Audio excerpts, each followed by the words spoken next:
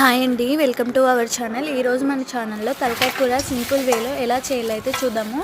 మన ఛానల్ని first time చూసే వాళ్ళు ఉంటే మన ఛానల్ని ఫస్ట్ అయితే సబ్స్క్రైబ్ చేసుకోవడం మాత్రం మర్చిపోకండి.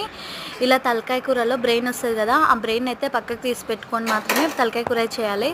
ఇప్పుడు మనము తలకాయ కూరలో కారం, ఉప్పు, పసుపు, అల్లం పేస్ట్ కొంచెం ఎక్కువనే పడుతుంది. మన స్పైసీ లెవెల్స్కి తగ్గట్టు మనమైతే దీనిలలో స్పైసెస్ అనేవి యాడ్ చేసుకోవాలి.